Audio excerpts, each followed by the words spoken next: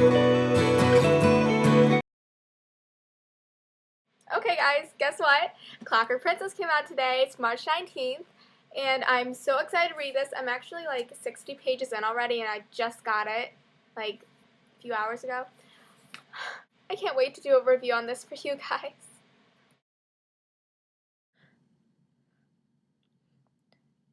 What do I do with life now?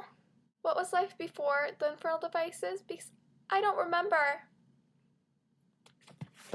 This series was my life, and now it's gone, and now I'm sad. But I'm so happy because the ending, and it was a beautiful book. Okay, here's the beginning of the end. This book was probably the best conclusions of a trilogy I've ever read in my whole entire existence. I cannot express my feelings about this book because I do not know them myself. I don't know whether to be happy or sad or both. It's just, I'm so bipolar right now, it's crazy. I have no words to express how much I love Cassandra Clare's writing. First, the Mortal Instruments, which I fell in love with from the first paragraph of the first book, City of Bones. And then came Clockwork Angel, which I fell in love with all over again, and both series hold a special part in my heart. Being a series I love and have followed for years is always hard to see it go, especially as amazing a book as Clockwork Princess was, and the Infernal Devices altogether. The Infernal Devices was an amazing story, and I loved it so much. I felt like I was the characters. I really just like indulged in their life, and it just made me feel part of their 1800s Victorian world.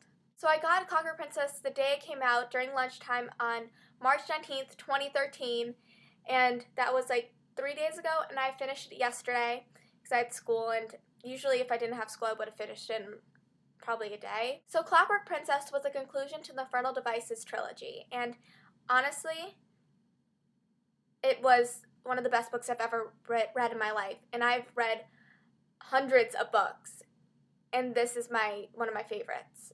Going into this, I was worried that there would be lots of like feels, and all my ships that I shipped were gonna go down, and everything would be like sort of crazy and just jumbled, but it wasn't. It was amazing, and I love that about Cassandra's writing. I feel like this fandom went into Clockwork Princess expecting lots of heartbreak and hardships, which you did face, but it made up for it in the end. The whole entire story came together at the end, and the epilogue, oh my god. For you guys who've read that, we'll discuss that after the non-spoiler section because you need to read this book, guys. This whole entire book was a crazy ride, but I was glad I was along for it because this was just so amazing. Tessa was so strong. She was such an amazing character, and even for women in this time and period, they were looked sort of like as an inferior gender, but the Shadowhunter world, they sort of like make up for it. The women are so badass and awesome and amazing, and I love that. Charlotte was such a good character in this book. I loved it, and so was Henry, and so was Gabriel, Gideon, Jem, and Will. Oh my god, and Cecily, I loved Cecily. I loved her attitude. I loved how she like took no crap, and oh my god, amazing character. Cassandra does not have any unnecessary characters in her books, and I love that. I hate the Consul. I hate him so much. Consul Wayland, ew, don't like you, but I'm glad, yeah, that's just it. So for you guys who have not read this book, please go on and read it. I very much recommend it. The book altogether was just a spectacular read, and you will not regret reading it because it was truly a unique book. Okay, so now for the spoiler section. So if you have not read Clockwork Princess yet, please go read this book. This book is amazing. Please read this. And if you have not read the Infernal Devices trilogy, please read that now. Go to Barnes & Noble. Get into your car, grab your keys, go. So, yeah. I'm very passionate about this book, and just treat it well. So now for the spoiler section. So bye guys who have not read this. I just don't know what is going on. A book hasn't like moved me this much since like probably the Mortal Instruments.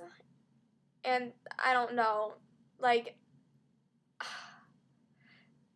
we've grown accustomed to these characters being in our lives, and we've grown accustomed to waiting for Clockwork Princess to come out, and then when it happens and like 1, 2, 3 days later you're done reading it, and then it's over, and we should be happy. I'm really happy with the ending.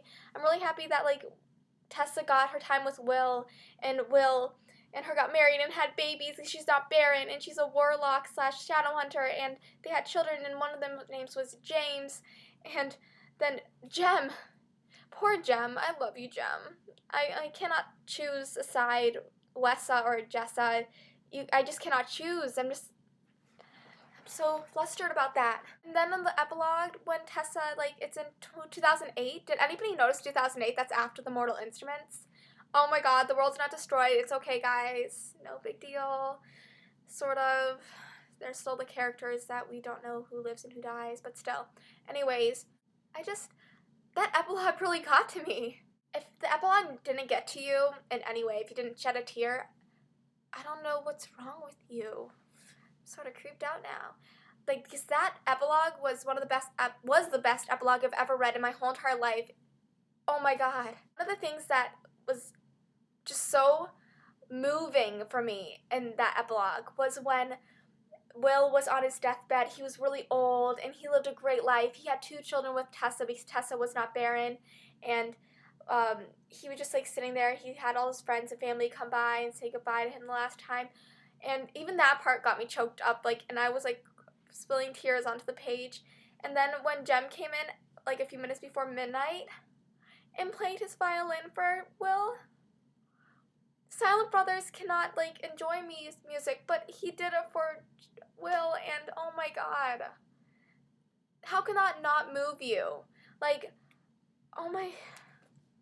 By the angel, that was beautiful. And then, when Will was about to die, Tessa was holding one hand, Jem was holding the other, and it was just the 3 of them again. They reunited. They became who they were when they first met 50 years before. And that's what I loved about this. Their friendship at the beginning is the same as it was at the end.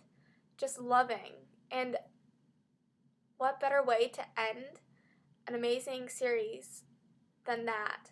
But that's not it, as you guys know, because then, a few pages later, Tessa's still on the Briarfire something bridge in London, and it's 2008 after the Mortal Instruments, so we know that the world isn't destroyed by Sebastian, but we don't know about our favorite characters yet, if they're dead or not. But anyways, we know that Tessa and Jem meet every year on that bridge at the same time at noon, and usually Jem is wearing his hood, and he's probably glamored, but this time Tessa doesn't hardly recognize him because he comes up in a pair of jeans and a hoodie. I think it's sort of crazy, even the writing style change in this story. From the beginning, they never used the word okay. If you guys look through the whole entire Infernal Vices trilogy, Cassandra never uses the word okay. Nope. She doesn't use, conjunctions. She doesn't use, want, can't, shouldn't, because that's not what the language was. And when you go to the epilogue, they use a lot of those words, okay, can't, won't, shouldn't. And it's it just shows the time change and how much time has passed. And I just thought that was really neat that she did that, and I really like that. But back to Jem.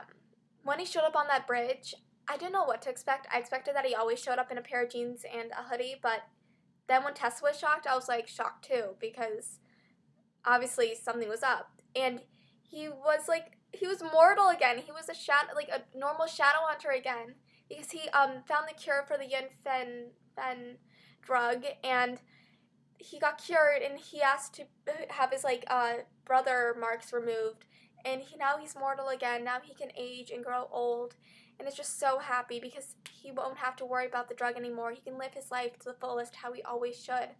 And when Tessa first sees him, she's like, what? And he still has the scars on his cheeks from where they cut it, but the marks are fading, and I was first confused. I was first a little bit confused. I'm like, what's happening? And then I was like, what? Oh my god. And that's what Cassandra does to you. She shocks you in the most crazy ways. Honestly, I expected either Tessa to end up with one or the other, and one of them would just have to deal with it. She handled this so well. She sort of just brought them together and just made either side of who Tessa should end up with, Wessa or Jessa teams, together, because Tessa did spend her a lifetime with Will, but she also is going to spend a lifetime with Jem, hopefully, and I just think that's beautiful. That whole entire book, like Mortmain, I didn't really see him, like, he wasn't that big in this book, honestly, even though this book is technically based around him, but we didn't see him a lot, and then Tessa killed him. Oh my gosh, was anybody like, woo, go Tessa, when she turned into that angel? I was, because, do you see her? Like, she was like, heavenly fire, oh my god, heavenly, get it? Get it? Because Jace has heavenly fire in him now. But, like, she did that to save her friends, and she transformed into an angel. The angel Erithiel, and that angel's also in City of Glass. He gets trapped a lot. That's kind of, poor guy. He gets in the worst situations sometimes. But that was badass. That was amazing. That was just the turning point in this whole entire thing, and I loved it. It was amazing. It was so strong. I felt powerful reading her lines and how she felt, and it was just spectacular. And then going back a few more pages, Pale White Star.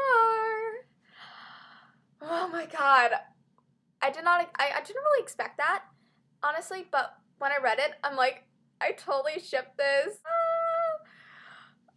I was actually happy for them because, like, they both thought that Jem was dead, they were comforting each other, but then again, it opened another like place for them in their relationship to sort of grow, and I just thought that was amazing. And then I loved how Magnus and Henry created the portals and different like devices. I thought was really cool because those were a huge part of it.